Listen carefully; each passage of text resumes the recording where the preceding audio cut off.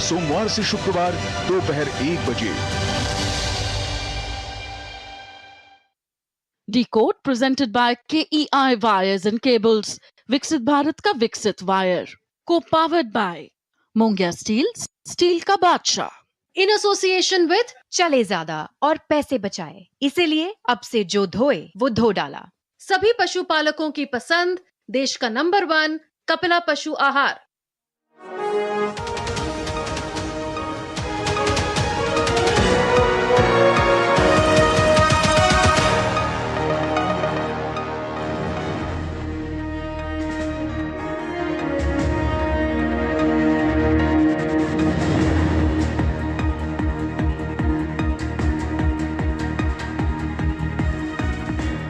नमस्कार, मैं हूं सुधीर चौधरी और डिकोड में आपका स्वागत है।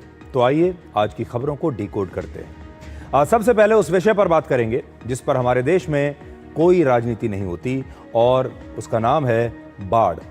देश के 4 राज्यों के पहाड़ी इलाकों में इस समय भयंकर बाढ़ आई हुई है। नदियां अपने आसपास के इलाकों को निगल रही हैं, सड़कें और पुल टूट रहे हैं, लोगों के मकान इस तेज बारिश में और बाढ़ में बह रहे हैं। लेकिन फिर भी ये बाढ़ एक राष्ट्रीय मुद्दा नहीं बन पा रही। हमने प्रकृति के साथ इतना खिलवाड़ किया कि अब नदी, नाले, पहाड़ और जंगल सब क्रोध में हैं और ऐसा लगता है कि ये सभी इंसान से अब अपना टोल टैक्स वसूल रहे हैं। इसके बाद आपको दिखाएंगे कि वो तमाम क्षेत्रीय नेता जो अपने राज्यों से बिहारियों को भगाने की बात करते थे, बिहार के लोगों का अपमान करते थे, कहते थे कि हमारे राज्य में बिहार के लोगों की कोई जगह नहीं है, इन्हें वापस चले जाना चाहिए। आज वो सारे नेता, वो सारे मुख्यमंत्री राहुल गांधी के साथ उन्हीं बिहारियों का वोट लेने के लिए बिहार में चुनाव प्रचार कर रहे हैं। क्या आपको एमके स्टालिन और रेवंत रेड्डी जैसे मुख्यमंत्रियों को बिहार में देखकर आज हैरानी नहीं होती? मुझे पूरा यकीन है कि बिहार के लोग उन्हें देखकर बड़े हैरान होंगे। ऐसे लोग जिन्होंने अपने राज्य के लोगों को खुश करने के लिए एक नहीं बल्कि कई बार बिहारियों का अपमान किया है। आज इस चुनाव में हम राहुल गांधी की प्रधानमंत्री मोदी के लिए प्रयोग की गई अभद्र भाषा को भी डिकोड करेंगे और आपको बताएंगे कि राहुल गांधी सोशल मीडिया पर तो लगातार ट्रेंड करते हैं, लेकिन उन्हें वोट क्यों नहीं मिलते। और आखिर में भारत में ट्रंप के टैरिफ के पहले दिन को आपके लिए डिकोड करेंगे और आपको बताएंगे कि 50% टैरिफ के साथ आज भारत का पहला दिन कैसा रहा और अभी टैरिफ पर पिक्चर बाकी है। इंसान प्रकृति को काबू में करके उसके इलाके पर कब्जा करने की हमेशा से कोशिश करता आया है। इंसान ने हमेशा प्रकृति के बीच रहकर अपने घर का विस्तार करने की कोशिश की है। हालांकि प्रकृति नाराजगी दिखाकर हमेशा अपना इलाका वापस ले लेती है और इस समय हमारे देश में भी यही हो रहा है। देश के कम से कम 4 राज्यों में इस समय जबरदस्त बाढ़ आई हुई है और ये राज्य हैं जम्मू कश्मीर, हिमाचल प्रदेश, उत्तराखंड और पंजाब। 23 अगस्त से अब तक जम्मू के इलाके में औसत से 7 गुना ज्यादा बारिश हो चुकी है, जिसने जम्मू में पिछले 75 वर्षों का रिकॉर्ड तोड़ दिया है। भूस्खलन और भीषण बारिश की वजह से वैष्णो देवी की यात्रा लगातार दूसरे दिन भी रोकनी पड़ी और इस यात्रा के रास्ते में जो भूस्खलन हुआ उससे 30 लोगों की मौत हो चुकी है। जम्मू में अब तक 5000 से ज्यादा लोगों को बाढ़ से बचाया गया है। बारिश और बाढ़ के बाद हुई तबाही से हिमाचल प्रदेश का मनाली शहर अब दूसरे इलाकों से कट चुका है। पंजाब के 7 जिलों में बाढ़ की वजह से 150 से ज्यादा गांव डूब गए हैं और पठानकोट में लोगों को बचाने के लिए इस समय भारतीय सेना पूरी कोशिश कर रही है। हेलीकॉप्टर्स की भी मदद ली जा रही है। आप तस्वीरें देखिए।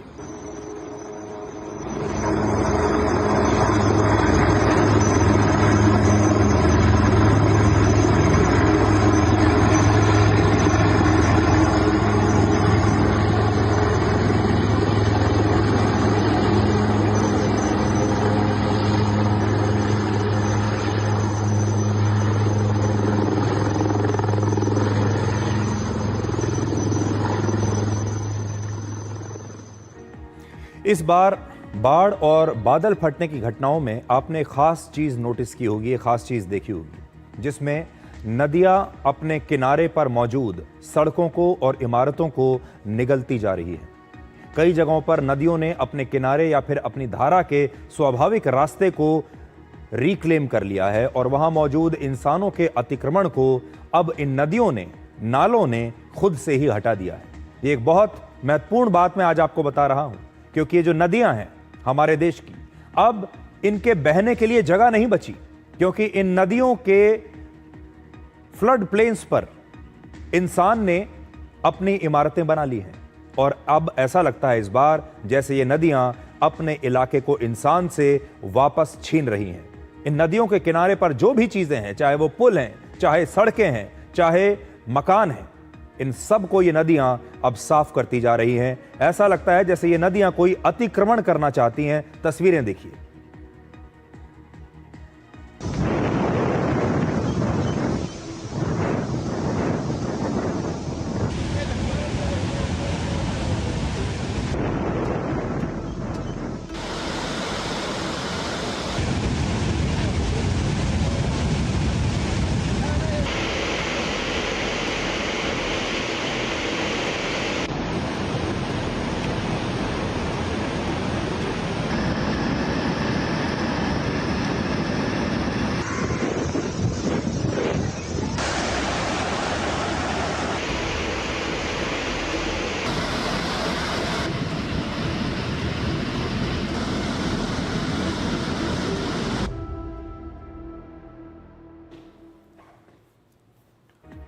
और जो कुछ अभी हो रहा है, तो देखिए, नदियों पर इंसान ने अतिक्रमण कर लिया और अब ये नदियां उसी अतिक्रमण को हटा रही हैं। इसकी एक बहुत बड़ी वजह है पर्यावरण के साथ इंसान की छेड़छाड़, जिससे मौसम अब तेजी से बदलता जा रहा है और बहुत अजीबोगरीब तरीके से मौसम बदल रहा है। क्लाइमेट चेंज की वजह से इस बार उत्तर भारत में जो बारिश हुई है वो औसत से 21% ज्यादा हुई है और पिछले 12 वर्षों में इससे ज्यादा बारिश कभी नहीं हुई, यानी पिछले 12 वर्षों का रिकॉर्ड है। इस वर्ष 25 अगस्त तक 21 बार बहुत ज्यादा बारिश हुई है, जो पिछले साल के मुकाबले 50% ज्यादा है। बहुत ज्यादा बारिश का मतलब यहां यह है किसी एक जगह पर 24 घंटे में 204 मिलीमीटर से ज्यादा पानी बरसना। ऐसे दिन को हम कहते हैं कि बहुत ज्यादा बारिश वाला दिन।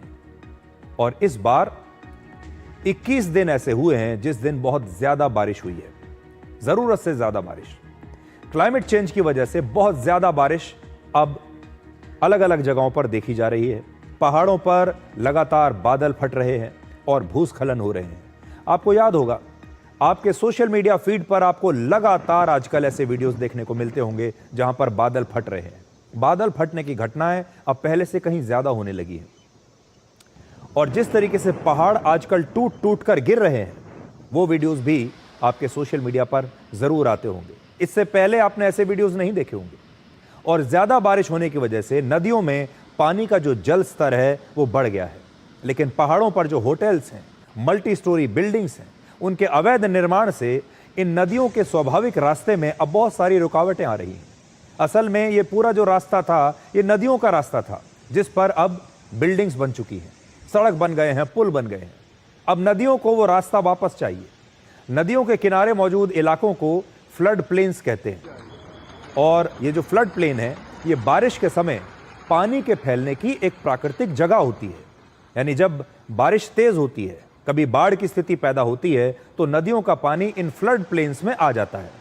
लेकिन पिछले कुछ समय में लोगों ने नदियों, नालों या फिर बाढ़ का पानी बहने की सुरक्षित जगहों पर कब्जा कर लिया है और वहां पर अब बड़ी बड़ी इमारतें बना ली हैं।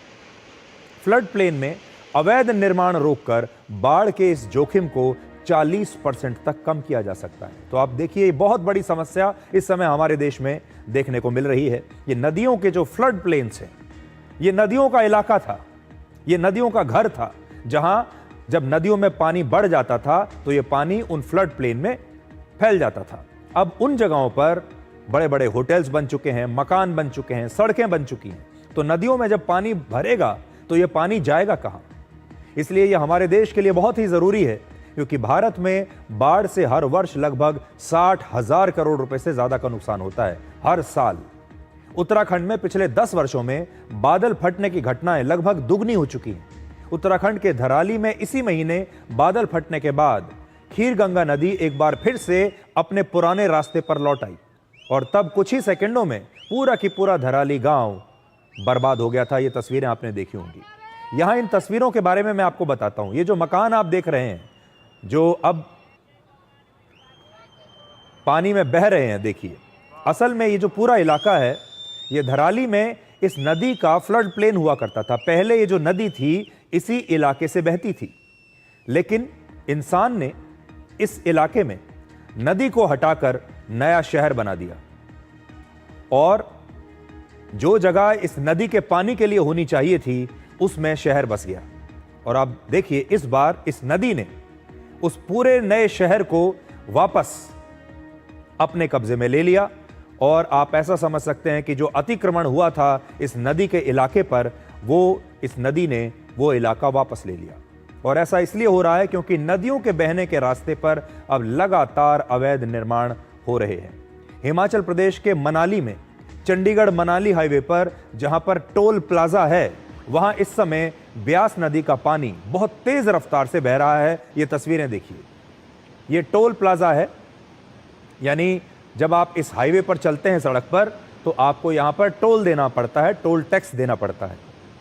और अब ये पूरा की पूरा टोल प्लाजा पानी के अंदर समा रहा है। और ये तस्वीरें देखकर आपके दिमाग में ये बात जरूर आएगी कि ऐसा लगता है कि अब ये नदियां अपने रास्तों पर इंसानों के अतिक्रमण का टोल टैक्स कलेक्ट कर रही है। तो यहाँ ये जो तस्वीर है, ये देखकर ऐसा लगता है कि ये जो नदी है ये इंसान से टोल टैक्स ले रही है। इंसान के टोल टैक्स प्लाजा को इस नदी ने नष्ट कर दिया है और नदी ये कहती है कि अब इंसानों को ये टोल टैक्स देना पड़ेगा। और ये जो आप देख रहे हैं तबाही, यही वो टोल टैक्स है। जम्मू में एक ही बाढ़ में न जाने कितनी सड़कें टूट गई, कितने पुल ढह गए, टूट गए। जम्मू ही नहीं, और भी अलग अलग पहाड़ी इलाकों में आपने देखा होगा सड़कें टूट चुकी हैं, कई पुल ऐसे हैं जो बह चुके हैं, बहुत सारी इमारतें ऐसी हैं जो कि इस बाढ़ को बर्दाश्त नहीं कर पाई और पानी के साथ साथ बहती चली गई। और इससे आज आपका ध्यान हमारे देश में कंस्ट्रक्शन की क्वालिटी पर भी ज़रूर जाएगा। आप देखिए, हमारे देश में जो कंस्ट्रक्शन की क्वालिटी है, सड़कों की क्वालिटी है, जो मकानों को के कंस्ट्रक्शन की क्वालिटी है, इमारतें जो बनाई जा रही हैं, पुल जो बनाए जा रहे हैं, उनकी क्वालिटी भी ज़रा देख लीजिए, जो एक बारिश को और एक बाढ़ को झेल नहीं पाई।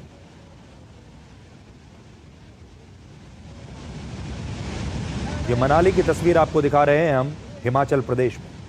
तो चाहे जम्मू हो, हिमाचल प्रदेश हो, उत्तराखंड हो, पंजाब हो, लगभग तस्वीरें एक जैसी ही हैं।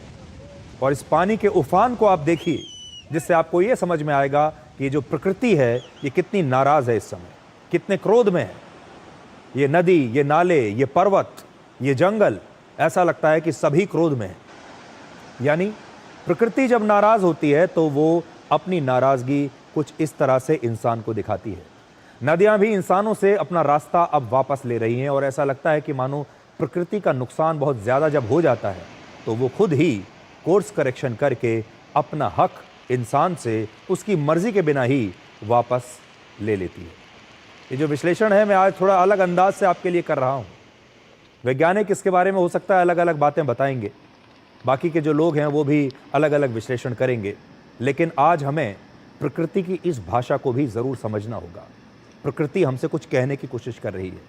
पहाड़ों पर लगातार भूस्खलन के साथ बादल फट रहे हैं, इसलिए आपको कुछ हिल स्टेशंस पर जाने से अब बचना होगा। आज मैं आपको बताना चाहता हूं कि किन किन जगहों पर अभी आपको नहीं जाना चाहिए, जहां से प्रकृति ने आपको बैन कर दिया है। तो हिमाचल प्रदेश के बहुत सारे इलाके हैं, अगर आप वहां जाने के बारे में सोच रहे हैं तो अभी मत जाइए। शिमला, मनाली, कुल्लू और धर्मशाला।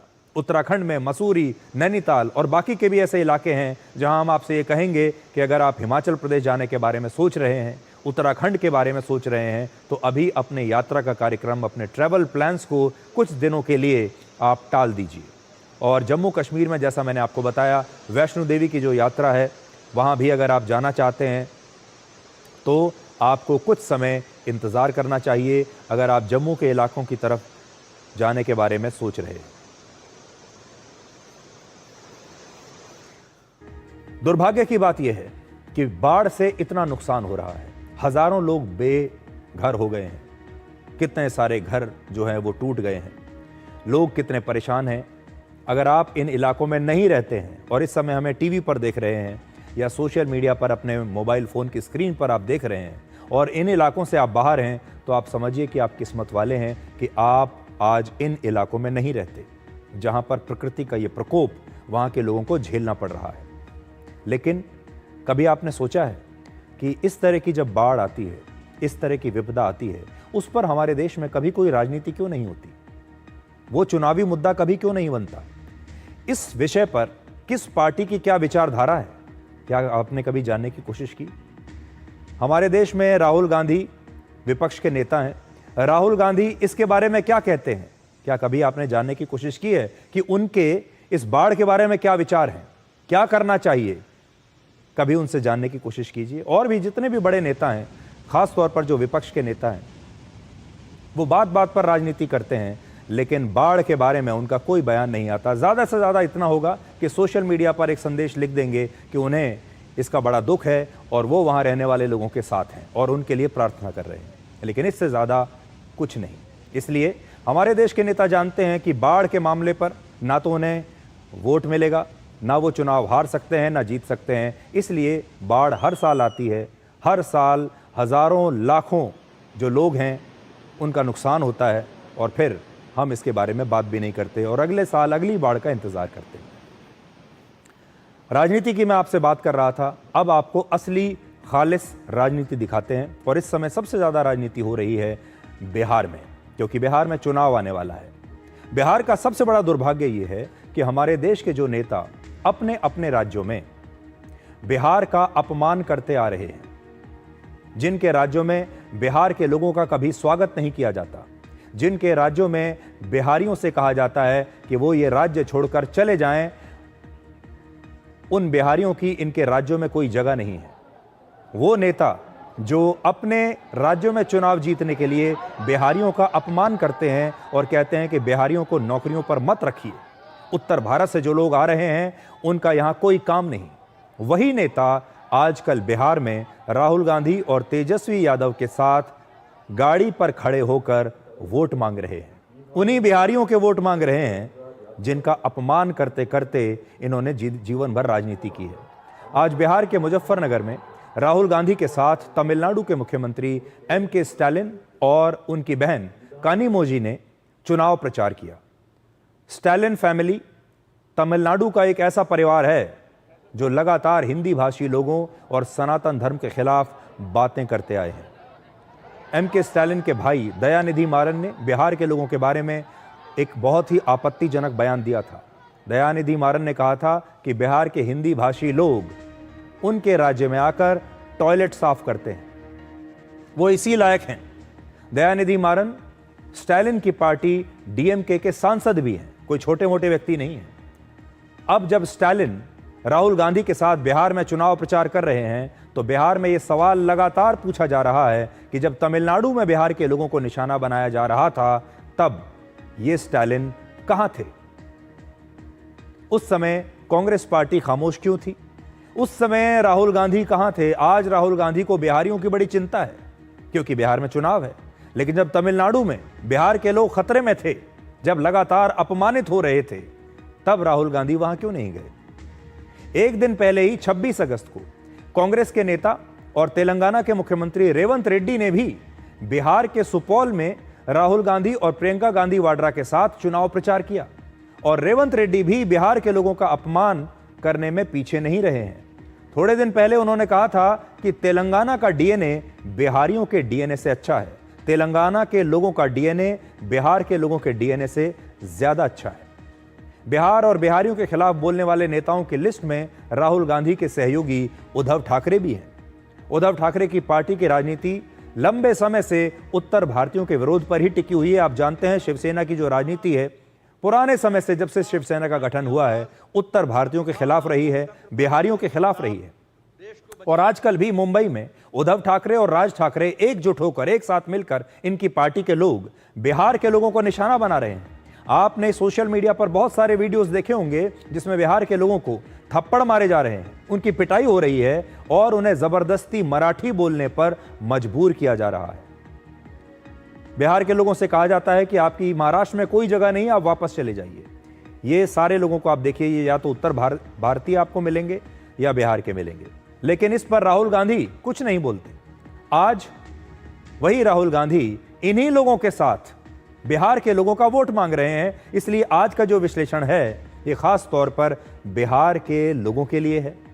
आज का विश्लेषण बिहार के वोटर्स के लिए है और आज मुझे पूरा यकीन है कि ये तस्वीरें बिहार के लोगों को बिल्कुल अच्छी नहीं लगी होंगी जब राहुल गांधी दूसरे राज्यों के मुख्यमंत्रियों को लेकर, दूसरे राज्यों के बड़े बड़े नेताओं को लेकर बिहार में पहुंच गए और उन्होंने एक बार भी नहीं ये सोचा कि ये वही नेता हैं जो वर्षों से बिहारियों का अपमान करते आ रहे हैं। राहुल गांधी की सहयोगी पार्टियों के अलावा कांग्रेस पार्टी के अपने नेता भी बिहार के लोगों का अपमान करने का मौका नहीं छोड़ते। जब जब उन्हें लगता है कि बिहार का अपमान करके उन्हें वोट मिल सकते हैं तो हमेशा ये काम करते हैं। अब आप एक और वीडियो देखिए। फरवरी 2022 में पंजाब में जब चुनाव प्रचार चल रहा था, उस समय पंजाब के तत्कालीन मुख्यमंत्री चरणजीत सिंह चन्नी बिहार के लोगों का मजाक उड़ा रहे थे। उस समय प्रियंका गांधी वाड्रा उनके साथ खड़ी होकर हंस रही थीं और चरणजीत सिंह चन्नी के इस बयान पर तालियां बजा रही थीं। वो बयान देखिए।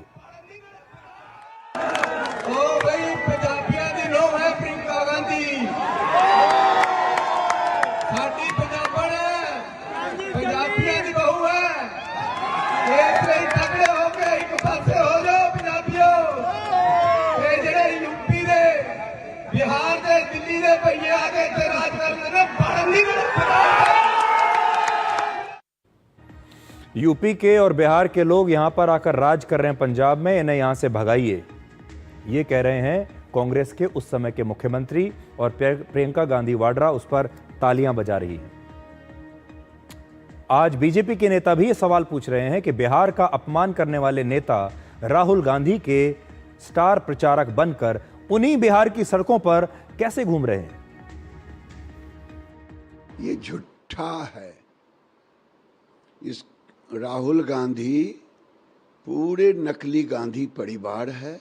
आप झूठ बोलते रहिए, जनता आपको इसी तरह से सड़क के किनारे कर देगी। और जिस ढंग से बिहार को गाली देने वालों को, हिंदुओं को गाली देने वालों को, स्टालिन को और तेलंगाना के मुख्यमंत्री को जमा कर रहे हैं, या तो आप माफी मांगिए, नहीं तो इसका खामियाजा आने वाले चुनाव में भुगतना पड़ेगा। चरणजीत सिंह चन्नी हो, जिन्होंने जब पंजाब में चुनाव था तो कहा था कि यूपी और बिहार के भैये पंजाब में ना घुसें, उनको घुसने मत देना, और प्रियंका गांधी वाड्रा ताली बजा रही थी वहां पे। डीएमके के दयानिधि स्टालिन कहते हैं कि बिहारी तो तमिलनाडु में शौचालय साफ करने आता है। आज स्टालिन जी, वही डीएमके के नेता जिन्होंने गाली दी, आज स्टालिन बिहार में थे। क्या संदेश देना चाहती है कांग्रेस पार्टी, आरजेडी, कि जो बिहारियों का अपमान करेगा, उनकी अस्मिता को ठेस पहुंचाएगा, उनको स्टार प्रचारक बना दिया जाएगा। और इसी तरह से रेवंत रेड्डी जी, जिन्होंने कहा था कि तेलंगाना का डीएनए तो अच्छा है, बिहार का डीएनए अच्छा नहीं है, वो कांग्रेस पार्टी में सम्मान पाते हैं और स्टार प्रचारक बन जाते हैं। एमके स्टालिन के भतीजे दयानिधि मारन भी बिहार के लोगों के बारे में आपत्तिजनक बयान दे चुके हैं। वैसे अपमान और अभद्र भाषा का इस्तेमाल करने में राहुल गांधी खुद भी कभी पीछे नहीं है। और आपने अगर इन सारे नेताओं के बारे में देखा होगा, खास तौर पर तमिलनाडु में जो डीएमके के नेता हैं, ये सिर्फ बिहारियों को ही निशाना नहीं बनाते, बल्कि सनातन धर्म का भी अक्सर ये लोग मजाक उड़ाते रहे हैं। एमके स्टालिन का परिवार एक वो परिवार है जिसके सदस्य कई बार सनातन धर्म का मजाक उड़ाते हैं, सनातन धर्म के मानने वालों के बारे में आपत्तिजनक टिप्पणियां करते हैं। और बिहार के बारे में उनकी क्या विचारधारा है, क्या विचार हैं, ये तो आप समझ ही चुके हैं। और फिर भी देखिए, वो खुद बिना सोचे समझे बिहार में चुनाव प्रचार करने के लिए आ गए। आज इन सारे नेताओं को इनके पुराने बयान दिखाने चाहिए। असल में ये सोशल मीडिया का जमाना है, इंटरनेट का जमाना है, डेटा का जमाना है। जब इंटरनेट नहीं हुआ करता था तब लोगों की याददाश्त बड़ी कमजोर होती थी और ये नेता भी जानते थे कि लोगों को कुछ याद नहीं रहता, ना ही लोगों के पास पुराने सबूत रहेंगे, और ये अक्सर अपने बयानों से मुकर जाया करते थे। बात बात पर अपने विचार बदल लिया करते थे। कभी बिहारियों का अपमान कर दिया और फिर थोड़े दिन के बाद वोट चाहिए तो बिहार के लोगों के पक्ष में उनकी तारीफ भी कर दी। लेकिन ये इंटरनेट का ज़माना है, सोशल मीडिया का ज़माना है। आज लोग तुरंत नेताओं के पुराने जो बयान हैं, उनके पुराने भाषण हैं, एक चुटकी में वापस निकाल लेते हैं। तो हर नेता का एक डिजिटल फुटप्रिंट बन चुका है जिसे आप जब चाहे रिट्रीव कर सकते हैं। और यही इन नेताओं के साथ हो रहा है, लेकिन शायद इन नेताओं को कुछ पता नहीं है इसके बारे में। एमके स्टालिन को शायद इस बात का अंदाजा ही नहीं है कि बिहार के लोग उनके परिवार के पुराने बयान अपने अपने मोबाइल फोन पर देख चुके हैं। बिहार के लोगों को सब याद है कि इनमें से किस नेता ने बिहार के लोगों के बारे में क्या कहा है, महाराष्ट्र में क्या हुआ है, तमिलनाडु में क्या हुआ है, कर्नाटक में क्या हुआ है, तेलंगाना के मुख्यमंत्री ने क्या कहा है, पंजाब के मुख्यमंत्री ने क्या कहा है कि बिहारियों को यहां मत आने दो। इसलिए आज ये बिहारियों की अस्मिता का सवाल है। अब बिहार के इस राजनीतिक विश्लेषण का पार्ट 2 आपको दिखाते हैं और आपको यह बताते हैं कि राहुल गांधी की जो भाषा है वो उसका स्तर कितना नीचे गिरता चला जा रहा है चुनाव प्रचार के दौरान। इसलिए अब आप ये देखिए कि आज राहुल गांधी ने प्रधानमंत्री मोदी के खिलाफ चुनाव प्रचार के दौरान किस प्रकार की अभद्र भाषा का प्रयोग किया है जो उन्हें शोभा नहीं देता। पहले उनकी भाषा पर नजर डालिए। ट्रंप ने आज कहा कि जब हिंदुस्तान पाकिस्तान का युद्ध हो रहा था, मैंने फोन उठाया और नरेंद्र मोदी से कहा कि सुन, ये जो तू कर रहा है इसको 24 घंटे के अंदर बंद कर। और नरेंद्र मोदी ने 24 घंटे में नहीं, 5 घंटे में सारा का सारा रोक दिया। तो राहुल गांधी भारत के वो नेता हैं जिन्हें अपनी सरकार पर यकीन नहीं है, अपनी सेना पर यकीन नहीं है। हमारे सेना के जो अध्यक्ष हैं, हमारे वायुसेना अध्यक्ष हैं, हमारे सीडीएस हैं, हमारे रक्षा मंत्री हैं, वो सब बयान दे चुके हैं। हमारे देश की संसद में भारत सरकार औपचारिक रूप से बयान दे चुकी है, लेकिन इनमें से किसी पर भी राहुल गांधी को यकीन नहीं है। उन्हें अगर यकीन है तो सिर्फ एक आदमी के ऊपर है और वो है डोनाल्ड ट्रंप। डोनाल्ड ट्रंप जो भी कह रहे हैं, राहुल गांधी को उस पर पूरा की पूरा यकीन है। अगर डोनाल्ड ट्रंप कह रहे हैं कि यह समझौता मैंने करवाया, इस युद्ध को मैंने रुकवाया, तो राहुल गांधी को उन पर पूरा यकीन हो जाता है। लेकिन जब भारत की सरकार कहती है, भारत के वायुसेना अध्यक्ष ये कहते हैं, भारतीय सेना के अध्यक्ष ये कहते हैं, तो राहुल गांधी को उस पर कोई यकीन नहीं होता। जब भारत के वायुसेना अध्यक्ष ने हाल ही में यह बयान दिया कि हमने भी पाकिस्तान के कम से कम 5 या 6 प्लेन्स को गिराया, तब राहुल गांधी ने एक बार भी उस बयान का स्वागत नहीं किया, उस पर कोई टिप्पणी नहीं की। पाकिस्तान ने हमारे कितने प्लेन गिराए ये तो राहुल गांधी रोज पूछते हैं, लेकिन जब हमारी सेना ये कहती है कि हमने भी पाकिस्तान के 6 प्लेन गिराए हैं, उस पर राहुल गांधी बिल्कुल शांत हो जाते हैं, चुप बैठ जाते हैं। असल में राहुल गांधी कई बार इस प्रकार की भाषा जोश में आकर भी बोल जाते हैं। जोश में आकर ऐसी भाषा बोलते हैं जिससे वो बाद में चलकर खुद ही परेशानी में आ जाते हैं, कानूनी पचड़ों में पड़ जाते हैं, उन्हें अदालतों में जाना पड़ता है और फिर आगे चलकर इन्हीं बयानों पर माफी भी मांगनी पड़ती है। कई बार ऐसा लगता है कि वो जानते ही नहीं कि वो क्या बोल रहे हैं, उन्हें पता ही नहीं है कि वो भी एक बड़े पद पर हैं, वो इस देश के विपक्ष के नेता हैं। उन्हें सोच समझकर बात करनी चाहिए, आदर के साथ बात करनी चाहिए। और इस प्रकार की भाषा से और इस प्रकार के बयानों से उनकी जो राजनीतिक अपरिपक्वता है, जिसे अंग्रेजी में हम कहते हैं पॉलिटिकल इमेच्योरिटी, वो दिखाई देती है। उन्हें ये बात समझनी होगी कि प्रधानमंत्री मोदी उनकी मेहरबानी से प्रधानमंत्री की कुर्सी पर नहीं बैठे हैं, बल्कि भारत की जनता ने चुनकर उन्हें प्रधानमंत्री बनाया है। भारत की जनता अपने नेता के लिए ऐसी भाषा कभी पसंद नहीं करती और ना करेगी। और राहुल गांधी की भाषा से यही लगता है कि उनका वोट चोरी वाला नैरेटिव भी अब पूरी तरह से फेल हो रहा है। एक और सवाल आज राहुल गांधी को भी ये खुद से पूछना चाहिए कि वो सोशल मीडिया पर लगातार ट्रेंड करते हैं। वो लगातार कहते हैं कि मेरे इतने व्यूज आ गए, मेरे इतने फॉलोअर्स आ गए, मेरा ये जो सोशल मीडिया पर वीडियो है ये सुपर हिट हो गया। लेकिन फिर ये सारे लोग जो सोशल मीडिया पर उन्हें देख रहे हैं, लाइक कर रहे हैं, उनके वीडियोस को रीपोस्ट कर रहे हैं, शेयर कर रहे हैं, ये सारे लोग उन्हें वोट क्यों नहीं देते? जो सोशल मीडिया पर राहुल गांधी के नंबर्स हैं, जैसा कि वो दावा करते हैं, जो उनके वीडियोस के व्यूज आ रहे हैं, जितने फॉलोअर्स उनके बन गए हैं, अगर उनके सारे फॉलोअर्स और सारे जो उनके वीडियोस देख रहे हैं लोग, अगर ये सारे उन्हें वोट दे दें चुनाव में, तो राहुल गांधी तो उसी दिन प्रधानमंत्री बन जाते। तो ये सारे लोग इन्हें वोट क्यों नहीं देते? तो आज आप सबको और खुद राहुल गांधी को भी ये सोशल मीडिया पर हैशटैग वाली राजनीति समझनी होगी। इस हैशटैग वाली राजनीति में व्यूज और लाइक्स तो बहुत आते हैं, लेकिन ये जो राजनीति है ये सच्चाई से बहुत दूर होती है, सच्चाई के धरातल से बहुत दूर होती है, लोगों के आम जीवन से बहुत दूर होती है। आज राहुल गांधी को ये समझना होगा कि सोशल मीडिया की राजनीति तो वो बहुत अच्छी करते हैं, उनके पास वीडियो बनाने की बहुत अच्छी टीम है, उनके पास हैशटैग्स लिखने वाली बहुत अच्छी टीम है।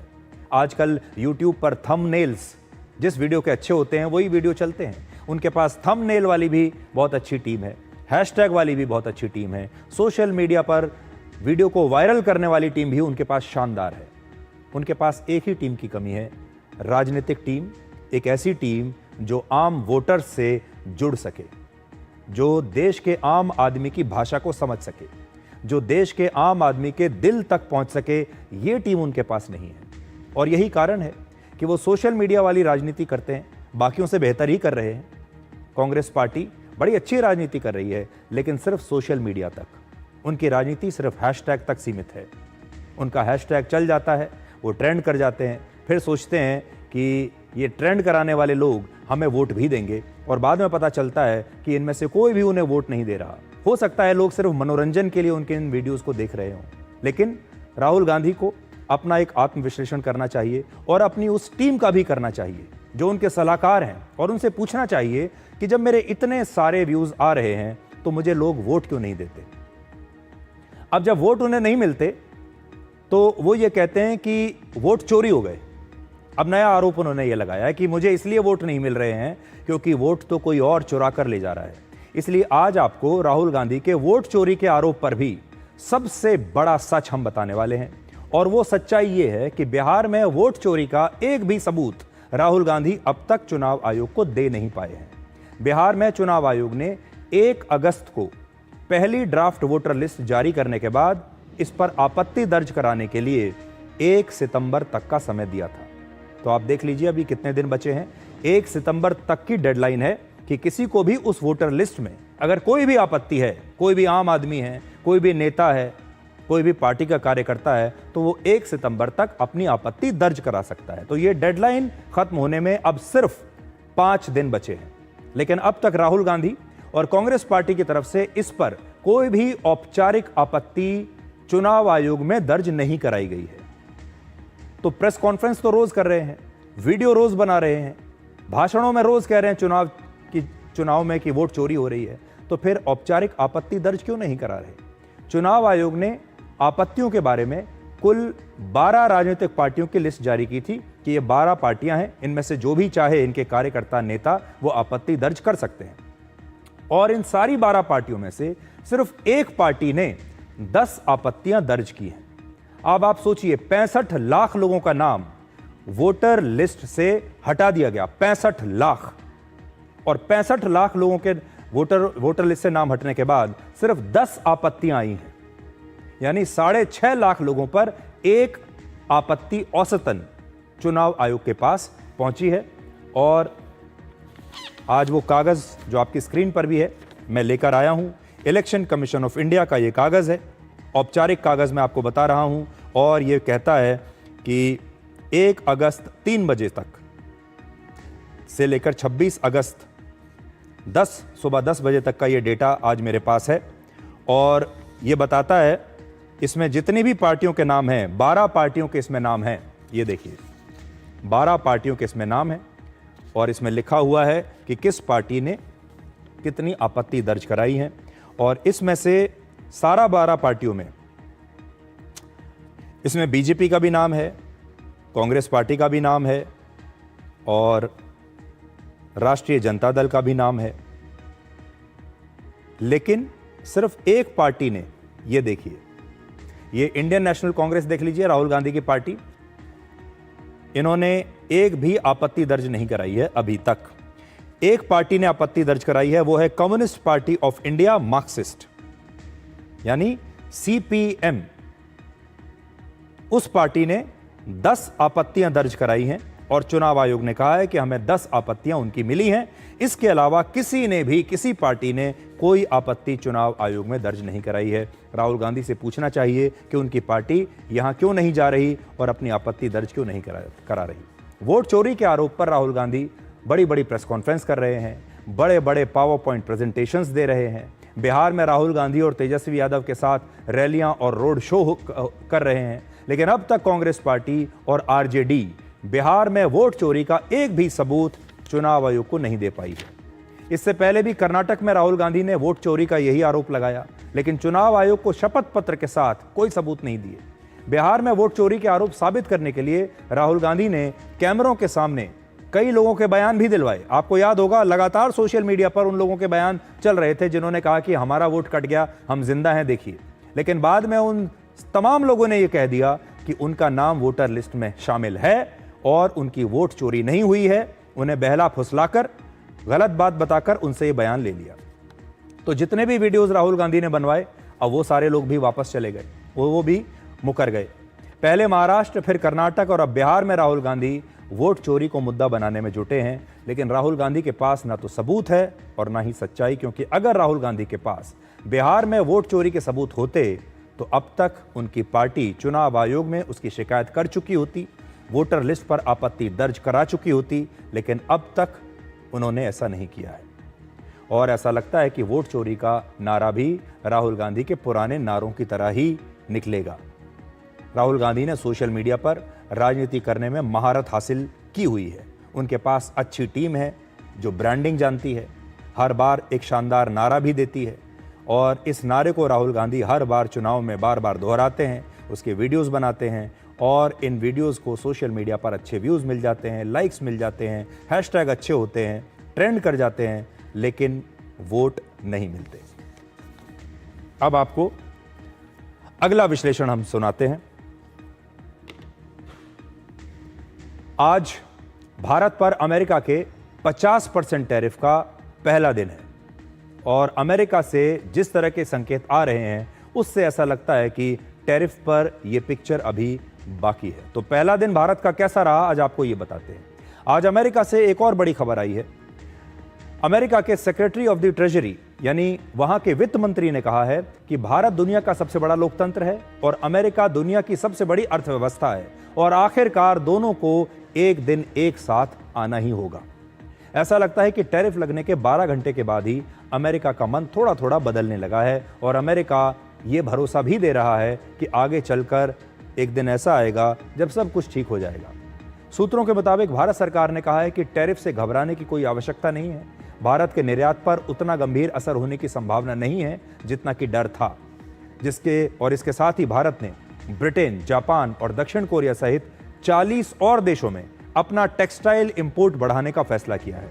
अमेरिका के टैरिफ का सबसे ज्यादा असर भारत के टेक्सटाइल एक्सपोर्ट पर ही हो सकता है, यानी गारमेंट्स, कपड़े का जो एक्सपोर्ट होता है।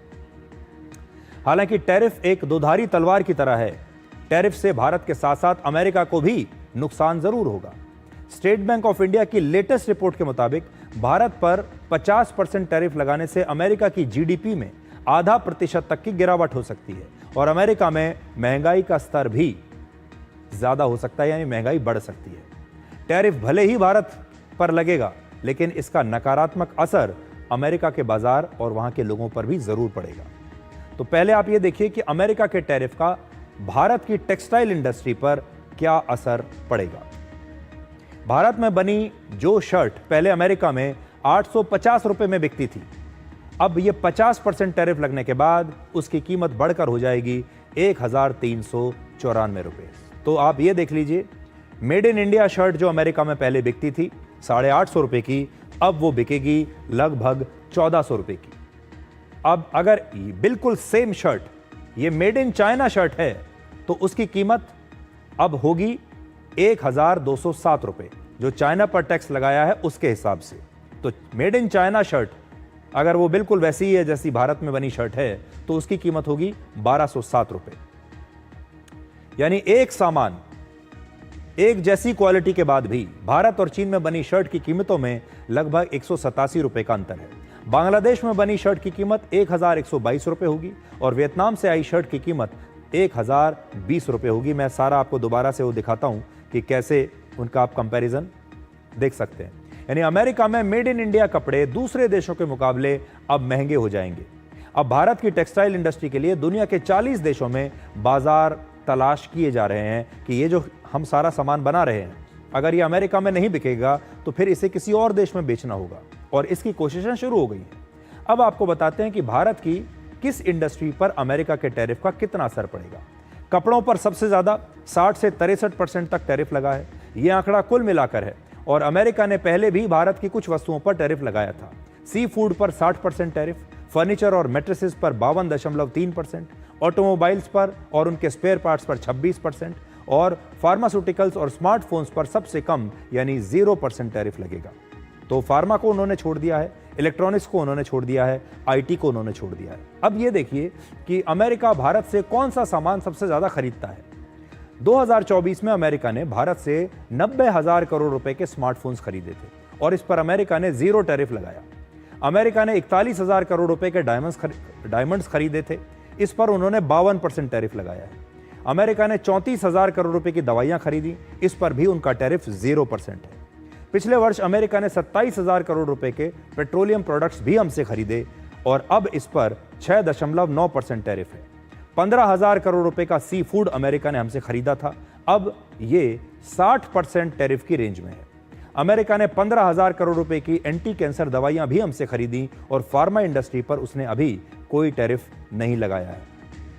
तो आप देखिए भारत का अमेरिका को जो निर्यात है किस पर क्या क्या असर पड़ेगा, ये हम आपको आंकड़ों के जरिए बता रहे हैं। अमेरिका और भारत के बीच करीब 11 लाख करोड़ रुपए का व्यापार होता है हर साल। तो इस फिगर को आप याद रखिए, 11 लाख करोड़ रुपए, जिसमें से 5.5 लाख करोड़ रुपए के एक्सपोर्ट पर हमें पूरी तरह से छूट मिल गई है और करीब 4 लाख करोड़ रुपए के व्यापार पर टैरिफ का बड़ा असर पड़ सकता है। तो ऐसा था आज हमारा पहला दिन। लेकिन कल जैसे हमने आपको बताया था कि अगर भारत के लोगों ने स्वदेशी को अपना लिया और इंडिया ने अगर फाइट बैक किया तो अमेरिका का ये जो असर है टैरिफ का, ये भारत के लोगों पर इतना नहीं पड़ेगा, भारत की अर्थव्यवस्था पर इतना नहीं पड़ेगा जितना कि अमेरिका सोच रहा है। अब अंतर्राष्ट्रीय राजनीति की एक और खबर। 31 अगस्त को प्रधानमंत्री Narendra Modi Shanghai cooperation organisation यानी एससीओ के सम्मेलन में हिस्सा लेने के लिए चीन जाएंगे और प्रधानमंत्री मोदी का स्वागत चीन के राष्ट्रपति शी जिनपिंग स्वयं करेंगे। 7 साल के बाद प्रधानमंत्री मोदी चीन जा रहे हैं, इसलिए पूरी दुनिया की नजर इस यात्रा पर रहेगी।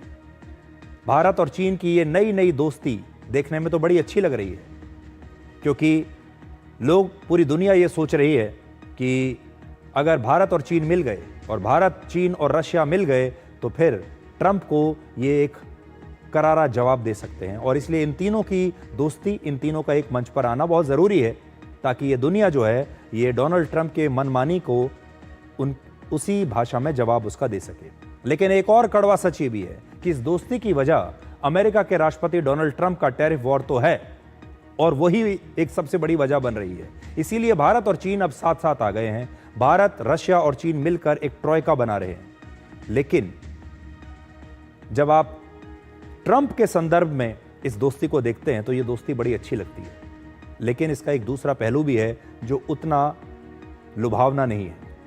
जब ऑपरेशन सिंदूर का जिक्र आता है तो चीन और पाकिस्तान आपको एक साथ नजर आते हैं। एससीओ सम्मेलन में पाकिस्तान के नेता भी शामिल होंगे और ऑपरेशन सिंदूर के बाद पहली बार प्रधानमंत्री मोदी चीन और पाकिस्तान के साथ कोई भी अंतर्राष्ट्रीय मंच शेयर करेंगे। ऑपरेशन सिंदूर के बाद पहली बार हो रहा है जब भारत, पाकिस्तान और चीन एक साथ दिखाई देंगे। और ऑपरेशन सिंदूर के दौरान आपने ये देखा होगा कि चीन पाकिस्तान की पूरी मदद कर रहा था। ऐसे में क्या ऑपरेशन सिंदूर के बाद भारत और चीन द्विपक्षीय संबंधों को मजबूत कर पाएंगे? दरअसल ये सब कुछ इस बात पर निर्भर करता है कि एससीओ सम्मेलन में होगा क्या। क्या एससीओ जॉइंट डिक्लेरेशन में आतंकवाद के मुद्दे पर कोई बड़ा आधिकारिक बयान जारी किया जाएगा या नहीं किया जाएगा? पिछले महीने भारत के रक्षा मंत्री राजनाथ सिंह रक्षा मंत्रियों के एससीओ सम्मेलन में हिस्सा लेने के लिए चीन गए थे, जहां उन्होंने जॉइंट डिक्लेरेशन पर हस्ताक्षर करने से इनकार कर दिया था क्योंकि इसमें पहलगाम आतंकी हमले का जिक्र नहीं किया गया था और चीन ने जानबूझकर उस स्टेटमेंट को हटवा दिया था। भारत और चीन के रिश्ते में अभी एक नई शुरुआत होने वाली है। प्रधानमंत्री मोदी इस बात को अच्छे से समझते हैं कि जब तक चीन पाकिस्तान का साथ नहीं छोड़ता उस पर पूरी तरह से विश्वास नहीं किया जा सकता। इसलिए प्रधानमंत्री मोदी चीन जाने से पहले जापान भी जा रहे हैं और जापान और भारत दोनों ही क्वाड देशों के सदस्य हैं। और क्वाड एक ऐसा मंच है जो असल में चीन को रोकने के लिए ही बनाया गया है, जिसमें भारत है, जापान है, ऑस्ट्रेलिया है और अमेरिका है और ये सारे उसके सदस्य हैं। इसलिए ऐसे में चीन से पहले जापान जाकर चीन को भी एक बड़ा संदेश देने की कोशिश हो रही है कि भारत दोस्ती तो चाहता है लेकिन चीन को भी इस दोस्ती के लायक बनना पड़ेगा। अब चीन दोस्ती को नहीं निभाता है तो भारत के पास और भी विकल्प हैं, यह भारत उसे बताने की कोशिश कर रहा है। अब एक छोटा सा ब्रेक और ब्रेक के बाद आपको बताएंगे कि भगवान गणेश से आज के दिन, गणेश चतुर्थी के दिन, आप क्या सीख सकते हैं।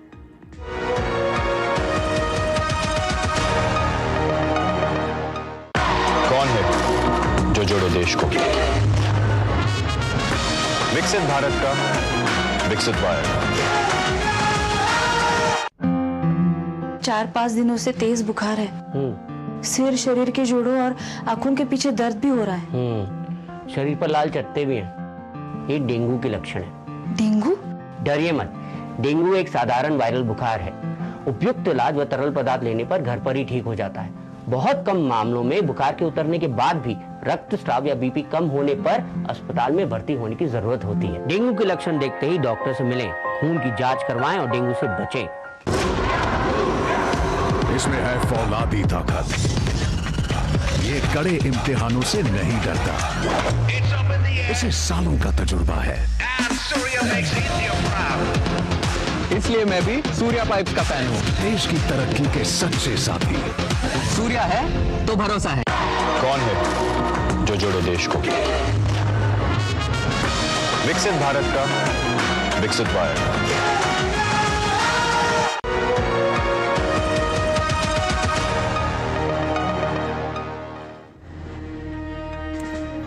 आज गणेश चतुर्थी है, इसलिए आप सबको बहुत बहुत शुभकामनाएं। आज हम बात करेंगे उस त्योहार की जो भारत की आत्मा में बसा है, हमारी आस्था में रचा बसा है और जिससे हमारे जीवन का शुभारंभ माना जाता है।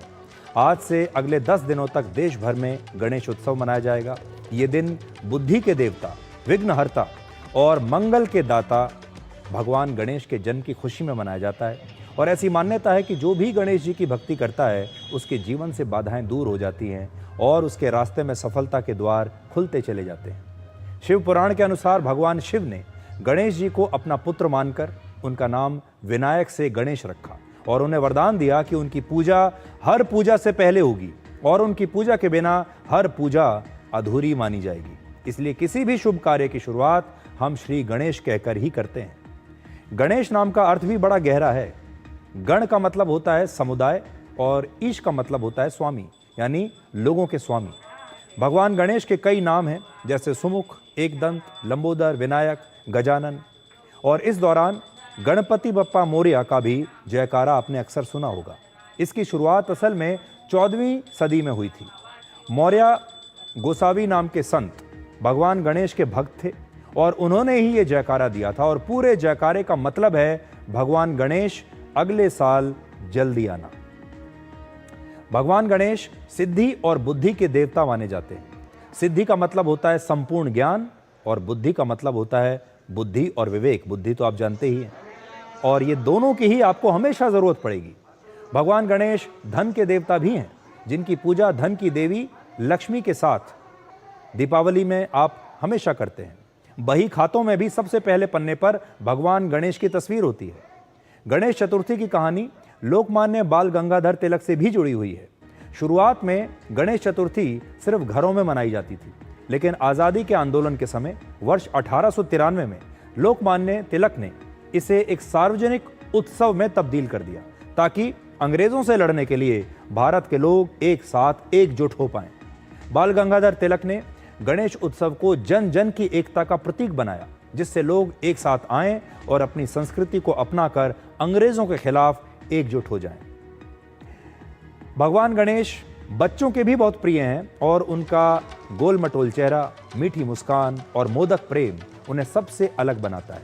आपने देखा होगा आज के ज़माने में कई कार्टून सीरीज़ और एनिमेशन फिल्मों में भगवान गणेश की कहानियाँ सुनाई जाती हैं, जिन्हें देखकर हमारे देश के बच्चे बहुत खुश होते हैं और बचपन से ही उनके साथ जुड़ जाते हैं।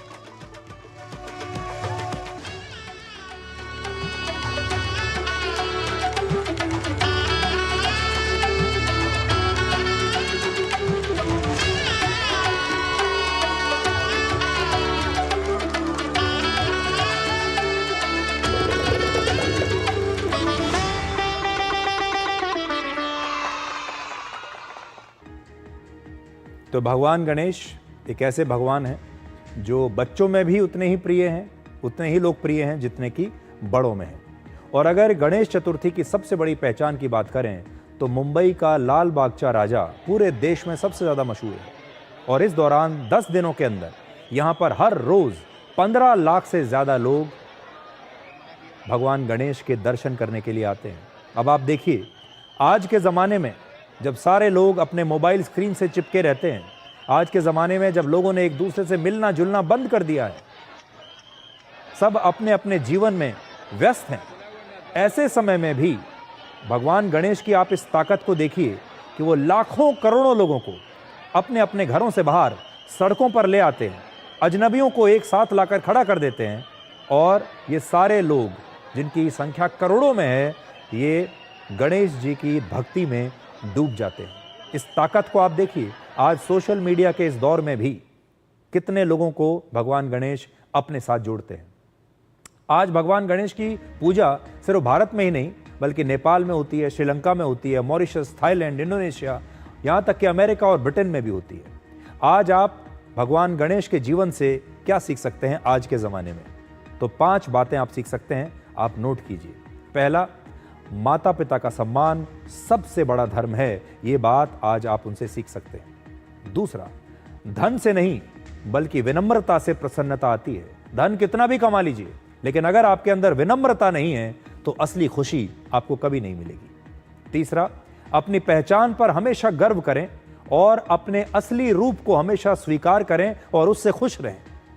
चौथा, सब्र और गहरी लगन से ही सिद्धि और बुद्धि प्राप्त होती है।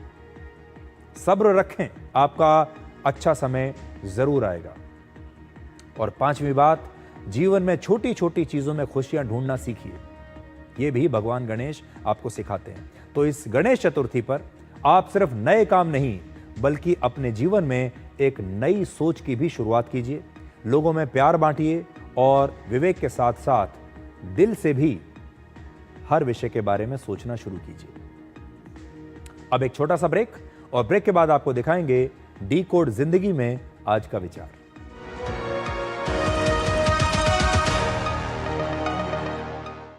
कौन है जो जोड़े देश को? विकसित भारत का विकसित वायर। इस घर में अंडे देने से हमें कोई नहीं रोक सकता। मैं रोक सकता हूँ। तुम्हें पता नहीं हमें एडीज मच्छर जो फैलाते हैं डेंगू और चिकनगुनिया। मास्टर जी ने स्कूल में डेंगू मच्छर से बचने की सारी जानकारी दी है। अच्छा बच्चों, हमें चैलेंज जगह तो जरूर मिलेगी। नहीं मिलेगी, नहीं मिलेगी। यहाँ तो पूरे इंतजाम है। डेंगू की रोकथाम के लिए कूलरों के पानी को हर हफ्ते बदलें। बाल्टी और टंकियों को अच्छी तरह से ढक कर रखें। पूरी आस्तीन के कपड़े पहने। मच्छर भगाने वाली क्रीम, कॉइल और अगरबत्ती का इस्तेमाल करें। डेंगू से लड़े मतलब डेंगू से बचे। आयुष के पापा के लिए लाई थी ये, सिकुड़कर आयुष के नाम का हो गया है। हमारी खूबसूरत साड़ी का तो रंग ही उड़ा दिया। इसीलिए अपनाए सही डिटर्जेंट, धो डाला का एडवांस फॉर्मूला जो दे कपड़ों को नई चमक और साथ ही सिकुड़ने से बचाए, चले ज्यादा और पैसे बचाए। इसीलिए अब से जो धोए इस देश की हर माँ, बच्चे, बूढ़े, जवान, खिलाड़ी, डॉक्टर, इंजीनियर, सबको गाय भैंस की दूध की शक्ति पर भरोसा है। पर जब इन पशुओं को कपिला पशु आहार मिलेगा, तभी तो दूध सिर्फ ज्यादा ही नहीं, शक्ति से भरपूर भी होगा। कपिला पशु आहार, देश का नंबर 1 पशु आहार। इसमें है फौलादी ताकत, ये कड़े इम्तिहानों से नहीं डरता, इसे सालों का तजुर्बा है। इसलिए मैं भी सूर्या पाइप्स का फैन हूँ। देश की तरक्की के सच्चे साथी। सूर्या है तो भरोसा है। गोल्डी मसाले के 100 ग्राम के स्पेशल पैक्स में फ्रेशनेस लॉक है। ऐसे गोल्डी मसाले जहां जाएं रिश्ते बनाएं। कौन है जो जोड़े देश को? विकसित भारत का विकसित वायर।